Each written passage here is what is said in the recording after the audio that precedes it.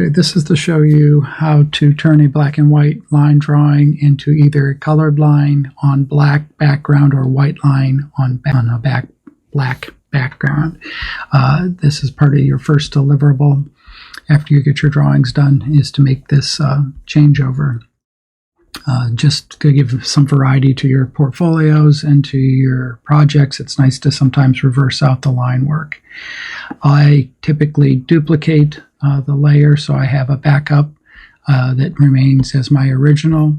There's a slight gray tinge to the background of this scan or photograph, so we're going to clean that up on our duplicated layer.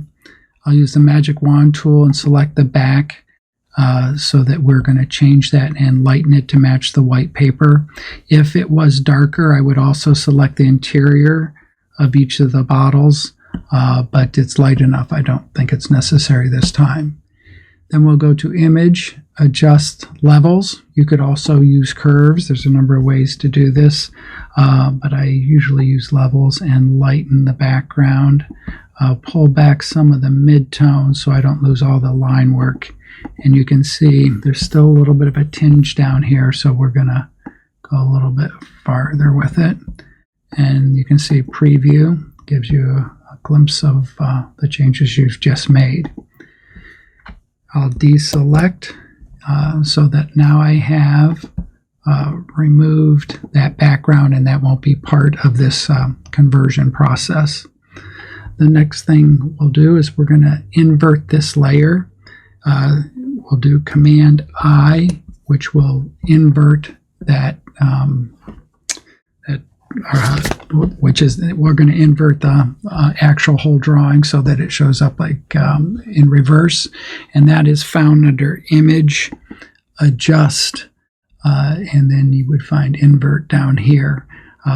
It's good to learn the shortcuts if you don't know them. It just makes things quicker. So we have our inversion here. We can stop right there and just show this as a white line drawing.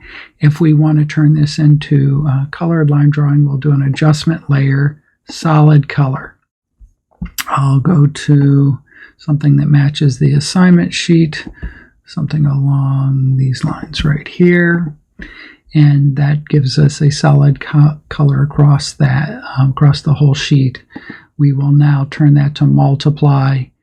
There's other options. You can see they have different effects that you'd want to check out. Multiply does it quite well. And then I would save this off as a single JPEG, PNG file, PDF. If I'm going to revisit this, I would also save off the Photoshop layered file if I wanted to make adjustments later. But this is your one method of turning a black and white drawing into either a colored line drawing or a white line drawing on a black background. Thank you.